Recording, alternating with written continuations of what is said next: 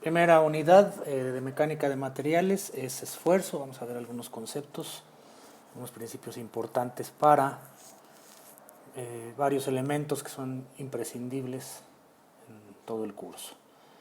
Son 4 subtemas. Vamos a ver lo que es el concepto de esfuerzo y definiciones básicas. Esfuerzo normal y esfuerzo cortante, cuál va a ser la diferencia de cada uno de ellos. El esfuerzo en secciones oblicuas, ahí se tendría que hacer una descomposición vectorial. Y algunos, vamos a mencionar cuáles son algunos de los parámetros que se consideran para el diseño de elementos simples. Es lo que vamos a estar viendo en esta primera unidad. Es muy sencilla y muy rapidita.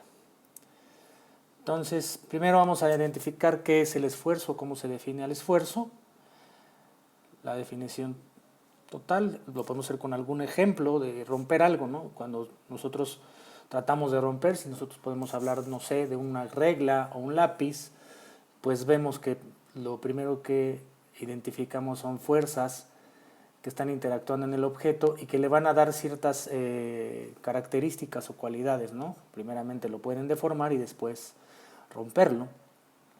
Entonces, partiendo de eso, se define al esfuerzo como la resistencia interna ofrecida por unidad de área del material del cual está hecho un miembro o una carga externamente aplicada. Entonces, ahora, a diferencia de lo que se vio en estática o en otras materias, en otras asignaturas, lo que analizábamos eran las fuerzas que actúan en un elemento. Ahora vamos a ver cómo un elemento ofrece cierta resistencia ante esas fuerzas a las que está siendo sometido. Vamos a ver qué efectos puede generar el esfuerzo en un material. El primero, falla a tensión directa. Ahí tenemos un anagrama de personas en donde están jalando de manera opuesta. Entonces lo que se está generando es un vector hacia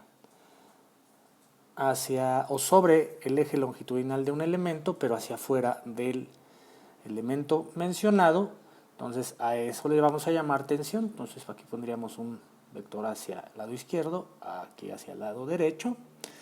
Y lo que esperaríamos es falla. ¿Qué significa eso? Que se rompería el elemento.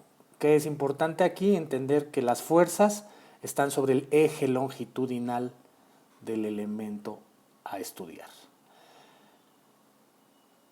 El siguiente es falla a compresión directa. Vemos ahora otro anagrama en el cual igual tenemos un elemento que tiene una sección de área transversal, la estamos marcando aquí.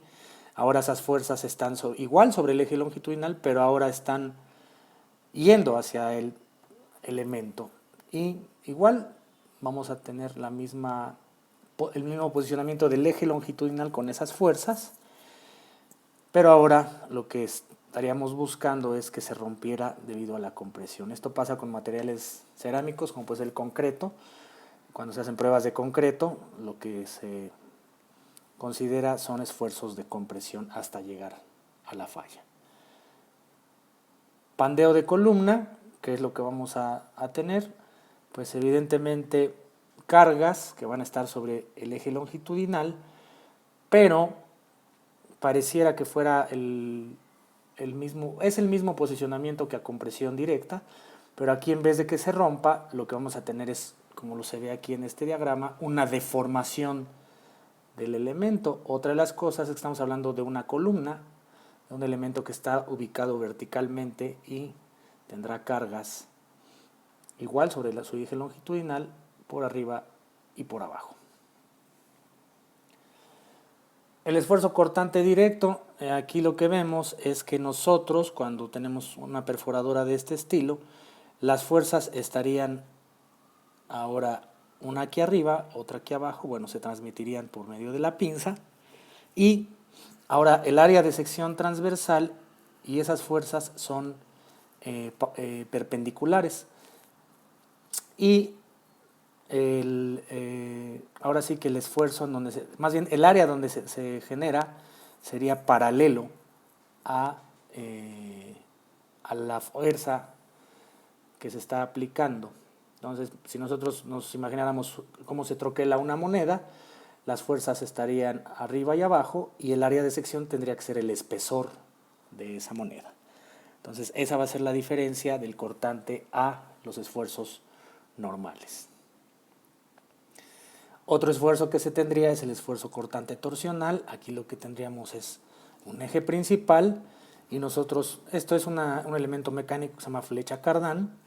El elemento está sufriendo ahora no fuerzas, recibe torques, un torque hacia un sentido, una reacción hacia el otro sentido, y si nosotros nos imagináramos esa deformación, estaríamos viendo cómo estaría torciéndose este elemento si llegara a esfuerzos demasiado grandes. Aquí el área de sección transversal tendríamos que considerar el área que está, si nosotros cortáramos esta pieza y la viéramos, esa sería el área de sección transversal, y los esfuerzos están en términos del torque que se generaría del eje, del centro de esta pieza hacia el radio. Eso lo estudiaremos más adelante cuando veamos torsión, cuáles son los elementos que generan ese torque. El esfuerzo de flexión, aquí lo que vamos a tener es igual, vamos a tener un eje longitudinal, vamos a tener un área de sección transversal y una fuerza paralela a esa área de sección transversal, pero el efecto no va a ser de cortantes, no se va a romper, no se va a cortar, sino va a generar una flexión en el elemento. Entonces, teniendo estos diferentes efectos que se pueden generar, ya podríamos empezar a determinar fórmulas matemáticas partiendo de este principio, de esta frase que estamos viendo aquí en la pantalla. Nosotros podemos decir que el esfuerzo es la cantidad de fuerza que se le aplica a un elemento entre el área de sección transversal en donde se va a distribuir. Es semejante a lo que en fluidos vemos como presión, pero en este sentido el elemento está en estado sólido. La presión y el esfuerzo son fenómenos análogos. Entonces, aquí ya tenemos nuestra fórmula de esfuerzo normal, será la letra griega sigma, fuerza en newtons entre área metro cuadrado, sería newton sobre metro cuadrado, que sabemos que va a ser pascales. Para el sistema internacional serán libras sobre pulgada cuadrada. Entonces, atención, lo único que tendríamos que identificar en el anagrama es que las fuerzas van hacia afuera del elemento. Aquí tengo el eje longitudinal, aquí lo estoy señalando, y el área de sección transversal está aquí, está cortada por este rectángulo que vemos, y lo que identificamos en el esfuerzo normal es que el área y la fuerza serán perpendiculares en este sentido. En el esfuerzo a compresión se calcula exactamente igual, nada más que identificamos que la dirección de las fuerzas van ahora hacia adentro y del elemento y van igual sobre el eje longitudinal principal del elemento. El esfuerzo cortante, aquí sí vamos a tener una diferente postura. Si nosotros tenemos fuerza de acción y de reacción, en este anagrama lo que vemos es que el área de sección es paralela a la fuerza aplicada, como lo habíamos comentado hace un momento con el troquel y la moneda. El esfuerzo cortante será con la letra tau y igual será fuerza entre área, pascales o libras sobre pulgada cuadrada. Esfuerzo cortante doble, este es un poquito abstracto de entender porque lo que tendríamos es igual fuerza entre área, pero si nosotros nos imagináramos eso, tendríamos una fuerza de acción y de reacción, pero habría, si nosotros imagináramos esto y llegáramos a sobrepasar el límite de este perno se rompería en dos, por eso se le llamaría esfuerzo cortante doble. En este caso lo que vemos es una rótula, esto es como una especie de rodilla, esta es una sección transversal, igual tendría la fuerza y tendría que dividir el esfuerzo en dos secciones de área. Si nosotros consideráramos que esta rótula estaría a esfuerzos como los que se vectorizan aquí, pues podría llegar a romperse, pero en 3 secciones. Por eso se consideran 2 secciones de área.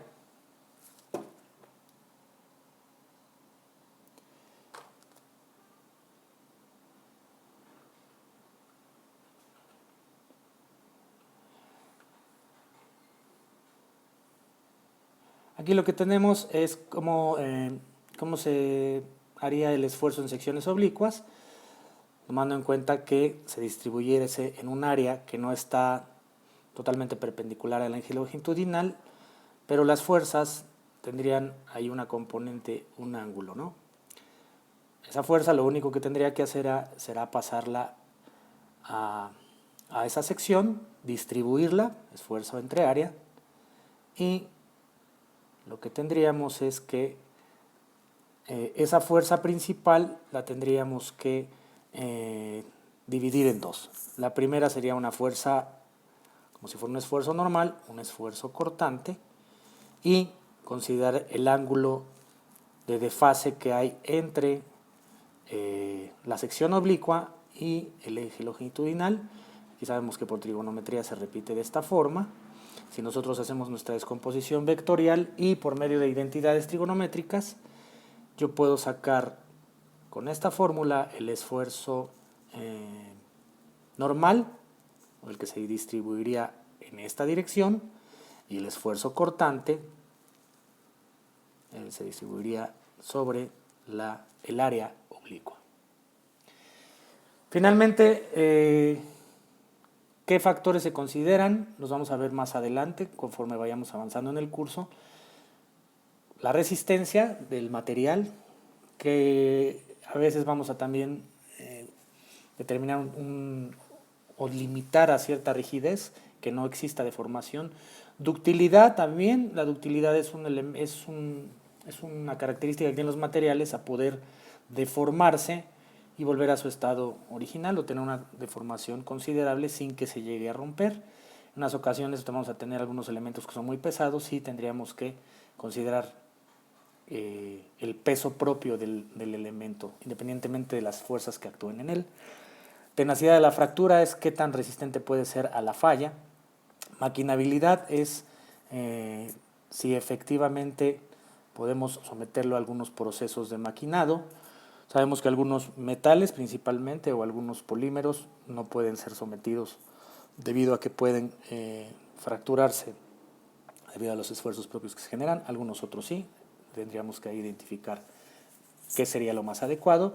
La manejabilidad, esto es en términos también de las dimensiones, pueden ser piezas muy grandes o muy pequeñas, qué tan manejables o cómo las tendríamos que manejar.